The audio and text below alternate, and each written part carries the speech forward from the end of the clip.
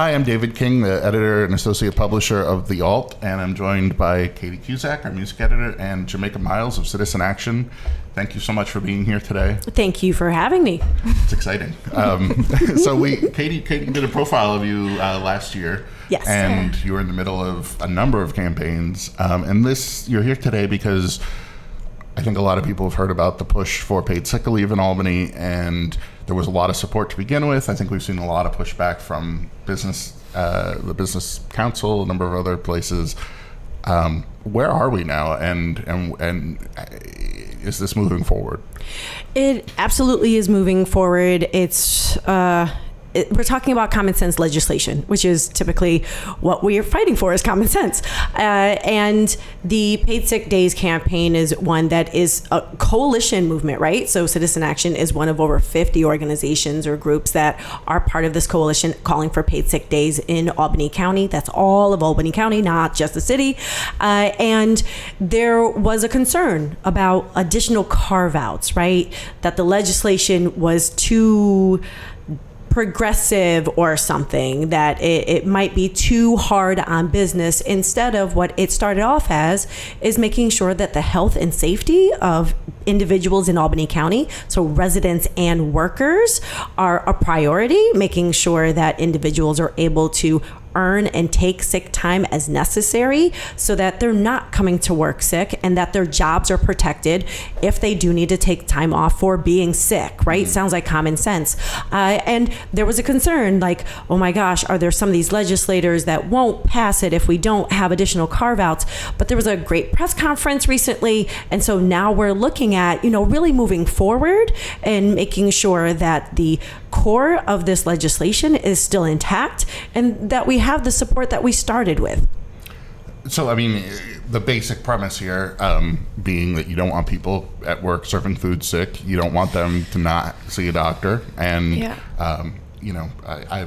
I've talked to baristas who had come to work with concussions. I've talked to, people who had the flu, things like that while at work. I know you've dealt with a number of people who are in this situation or have to go to work this way. What's your take on how this affects them and the workplace? Every single day, individuals are deciding whether to choose their health over their paycheck.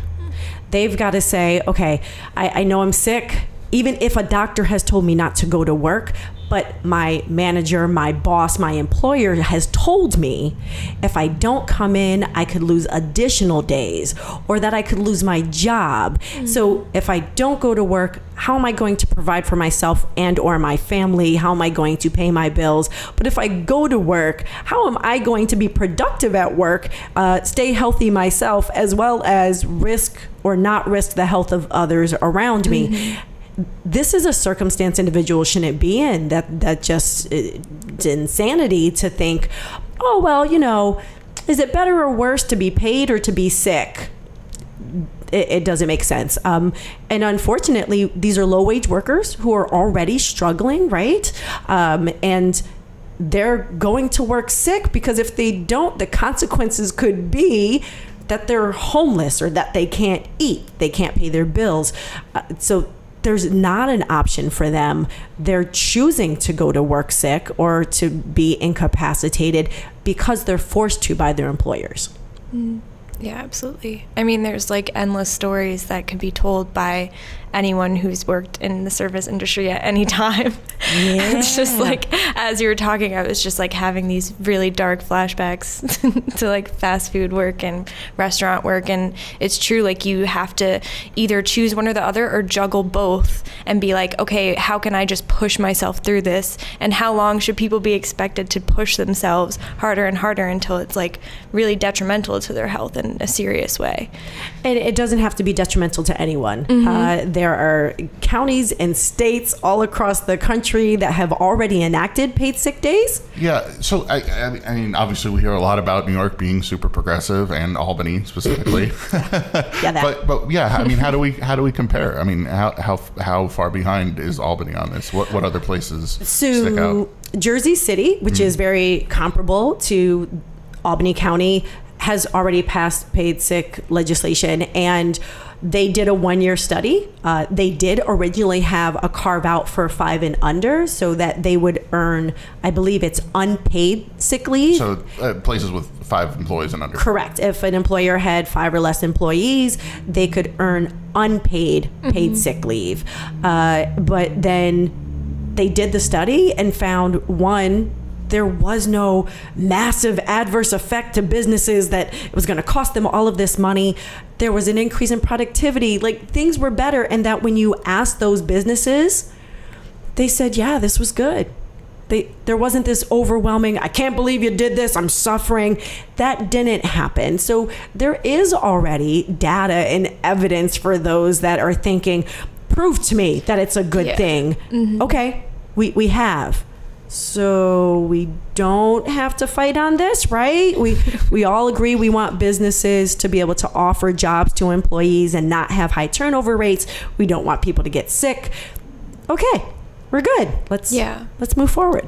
So how much do you think this is sort of the built-in, this is the way we've done things sort of mentality, or is it, do businesses really think they're losing money when this happens? I mean, I think that, unfortunately, we live under this horrible narrative. There's several horrible narratives, including trickle-down economics, that you take care of the business owner and then everything else falls in place, so that we should prioritize businesses, don't give them increased taxes, like all of those buzzwords that make people nervous. So the knee-jerk reaction was, I heard you're making business do something, so it must be bad for business, as opposed to, we're doing something that is going to be good for everyone. But it's that translation, that horrible narrative that unfortunately comes up over and over again. So when the chamber said this is a bad idea, it created that, that uncomfortable feeling for, I think, some people, that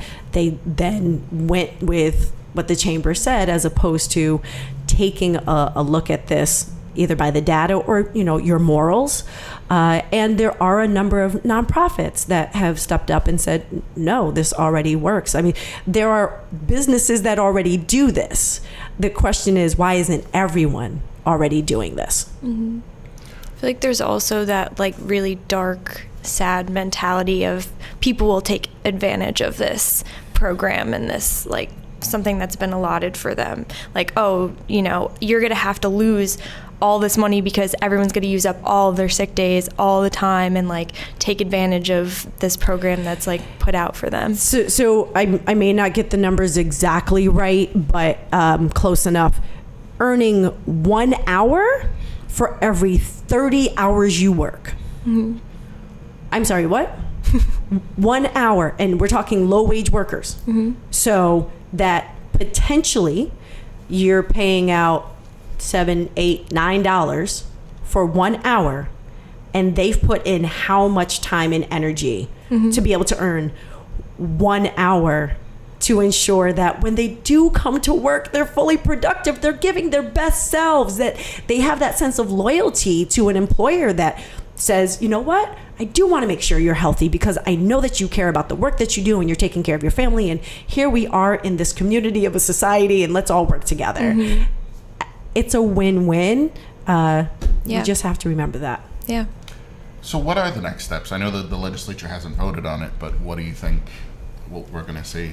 We're going to see continuing of education on the campaign, right? Mm-hmm. There are still individuals that are just not aware what this legislation means. So let's continue to fully educate the public.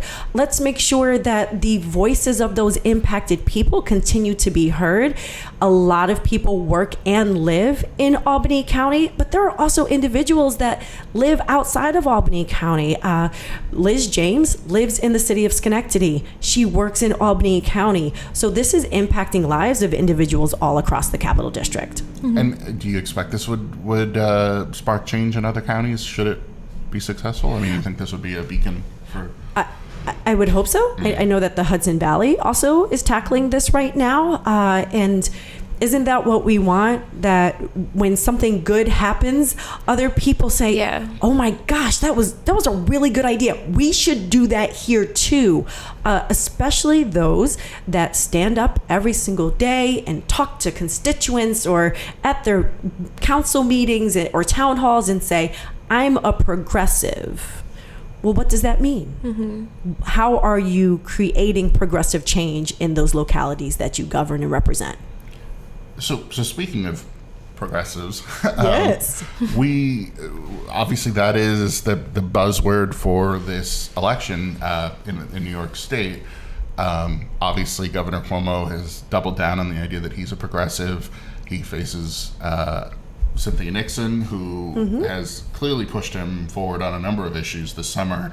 I think, obviously we saw the release of his marijuana study suddenly after his associates were convicted of, and donors were convicted of fraud and bid rigging.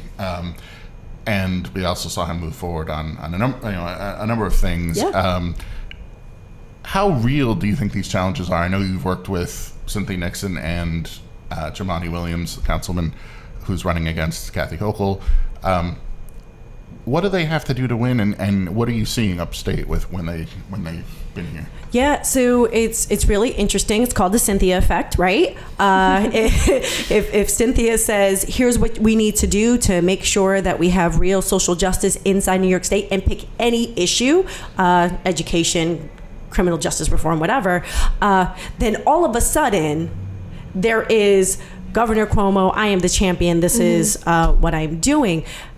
Again, it's about education and conversations, because when the governor has stood up and said, this is the issue and I'm the champion of, all of us have had to look at the fine print. Mm-hmm. It has not been that quote unquote progressive agenda without qualifications. So when he says, I'm giving all parolees, or I'm going to have parolee voting, right? So he is very careful with his words. I've said this before. He should have some type of acting award because he's really good at it. He's very convincing in his language. There's always a qualifier. And the qualifier for parolee voting is not every parolee has the option to vote, but that his office has the power and control to decide which one. But his executive order had the option of saying all parolees. And that is, control is a key word there. Yes. We've seen him on these issues that he either doesn't quite get through the legislature or says he's in favor of, but the Senate Republicans who he's empowered don't move it. Mm-hmm. The grand jury for victims of police violence or shootings, there was a big push to give the Attorney General oversight over some of these cases, and the governor signed it. I don't know if it was an order exactly, but it was an executive action saying that the AG had this ability, but it's been a number of years. The families really pushed him, Eric Garner, the cases like that. The families were really on top of him, and he did that. But since then, we've seen no action in the legislature, and it still resides in his hands. And another governor could quickly come in and undo it. And so we see a lot of temporary things like that. And it gives him the power to say, if political tides turn, to just snap his fingers. Yes. But we're seeing political tides go perhaps not in the direction he expected. And another sort of indicator of that to me is that Kathy Hochul is lieutenant governor, who's someone from Western New York who, was not exactly pro-immigrant early on in her career. And, I think a lot of what the governor did early on was pander to Western New York because he didn't do well there initially, and he has a base in New York City, so he needs, obviously, the Buffalo Billion being... yes. So Jamani is interesting because I think we've seen that Kathy Hochul isn't exactly popular downstate and has been trapped in some of these positions that either she took herself or that the governor sort of put her in, or she decided to stand by. What's Jamani? I know he's coming up next week. What's his messaging on all of this? What do you think his? So it's really great. I've had a couple opportunities, not just to hear Jamani, but to speak with him, and he will be up for a panel discussion for a community conversation about why we need to prioritize our public schools and not push kids into jail. And he's someone who's, in his role as city council member, been proactive and made changes within New York City, right? So we already know that that history is there, and it includes looking at issues such as criminal justice reform, police accountability, prioritizing, saying, our children really need to be a priority and public schools need to be fully funded. So those are things that he already stands on, and we don't have to then worry, where's the horse and cart, right? Where's the horse trading going on, like we do right now with the governor, who said initially, I can't make the IDC come back. I can't make them whole. It's not my role or response. Like, he couldn't do it until he said, look what I've done. I have now rejoined our Democratic Party and blah. So it's only when it's convenient for him, whereas we look at the track record of Cynthia Nixon and Jumaane Williams. They have a history of doing the work without people watching, right? It's not as if, yes, Jumaane Williams is a city council member and he had to run for office, but he has one of the highest ratings for actually getting policy enacted in New York City. I actually believe he's second for the city council for getting policy enacted. That's something I'm excited about. I've got a governor who makes excuses about why things don't get done, or I had to give somebody this so I could get that. And Cynthia Nixon fought for education when it wasn't something to, lift her hat to. It wasn't a talking point for her. It was something that mattered, that she was fighting for decades for. And there are other social justice issues that she's fought for across the state. She's not naive about the other localities that exist. She's not just this New York City candidate. Neither is Jumaane Williams. Both of them have come upstate and been to different places and had those conversations. So I'm seeing the difference of individuals who are fighting for true social justice, having community conversations to fully understand what are the needs of individuals, and then moving forward with what are the policies and legislations that we need to make that possible, right? Including restorative justice practices in our schools. These are things they're putting forward that I'm seeing evolve over their own existence in the work that they've done, versus a governor who takes ideas from other people and calls them his own, or has really bad ideas and then changes his mind when he figures out it was a bad idea. Yeah. Which has happened quite a bit historically, yeah. Whether from bail reform ideas that he finds out were put forward by conservative think tanks, or we've seen it sort of over and over again on a number of pieces of legislation where I think either you can't get it passed if it's not the governor's idea, right? So you have to let him do it, and then he takes an idea from somewhere else that isn't exactly progressive. And having watched the IDC come to existence, obviously the governor who has moved earth to get anything he wants done was there empowering them. And one of the biggest things I think that wasn't accomplished because of the split and the Senate Republicans being in power was the women's equality agenda, which the governor ran on and toured the state in a pink bus, and said that these are all things that were super important and there was no way we could move forward without them, and made it even a litmus test, I believe. And then the biggest, stickiest issue wasn't passed, which was encoding a woman's right to abortion into the state law, and because right now it's in the criminal law, I believe, rather than the health law. And so I think it's been 5 years since he put that forward, something like that. Well, I'm sure it's the IDC's fault. Right. Well, right? It was right. And but now we are actually obviously in a situation where the Supreme Court is likely to, and it will be up to states to defend the right to choose. So it's interesting now that we're in sort of a crisis, and the things that could have been done to put your hole in the your finger in the hole in the dam or whatever, hold back the tide, haven't been done because the governor's been, And you pointed out the fact that New York State is considered a progressive state. We shouldn't need to wait for someone else to create a crisis if we don't have it already within our state, right? If as a state we're progressive, we're leaders, if the federal government has something that protects people, it's there. That doesn't mean that we as a state shouldn't already step up and, say for ourselves, regardless of what the federal government says, this is where we stand on this issue, like Roe versus Wade.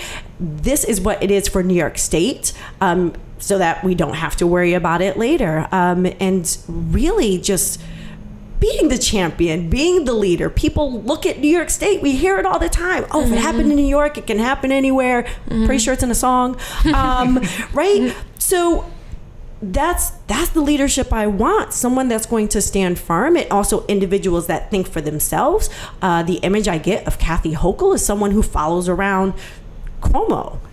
There's no chance that Jumaane Williams is not a man who stands on his own, who is capable of changing that office into being the voice for the people of the people, and really redefining the role of lieutenant governor, that Cynthia Nixon can really prioritize social justice and equity within all of our communities and make sure that we're not just beholden, right, to those billionaire donors that get people elected into office that Andrew Cuomo is. She's not taking that money. So her beholden is to those of us that get her elected. It's why the Working Families Party had, it was I am a Working Families Party member. I'm like, absolutely, we should totally have, that should be the endorsement, that yes, that makes sense, that works, because it completely lines up with the values of Working Families Party. So moving forward and fighting for that Democratic win, so that we're looking at Cynthia Nixon and Jumaane Williams on the Democratic line for that ballot in November. Super exciting times. Well, I mean, one of the things I've heard from a number of folks who I won't name, but a number of legislators who obviously have been betrayed or beaten up by Cuomo for a number of reasons, Democratic legislators who are sort of looking for a sign that Cynthia Nixon is viable or can get a big win. And I think some of them saw, obviously Cynthia, I think campaign saw the victory of Ocasio-Cortez as an indicator that there's a lot of support there that's not being pulled for left candidates to the left. And if folks aligned with DSA, Democratic Socialists of America, might be sort of off the radar of polling and things like that. And we had talked a little bit last week about the idea that the DSA might get involved in some of these issues that you guys are working on. Do you expect to see now more? I really hope so, because we're what's the buzzword now? Radicals, right? That's the buzzword. And I can tell you there were plenty of radicals 50 years ago, and there are plenty of radicals now. And I think that we're facing that same type of era and that feeling. So yeah, we're the Democratic Socialists of America and other groups that traditionally we might not think of as stepping up and being politically engaged are looking around and saying, any old Democrat just won't do. We need someone who's really a champion for the people, and we're going to step out and be a part of that process. So yeah, I'm looking forward to that. Okay. Well, thank you so much for coming on. Absolutely. And I'm sure we'll check in soon. But yeah. And is there anything folks should do who want to make their voices heard on paid sick leave?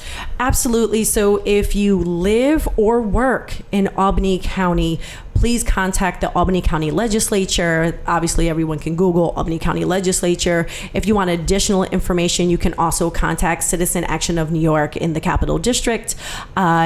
Jamaica Miles, J Miles at citizenactionny.org if you don't already get my email blast. And just really let them know that this is important to you and they need to pass it now. Well, thank you so much for coming on. Thank you for having me. And good to see you again, Katie. Yes, of course.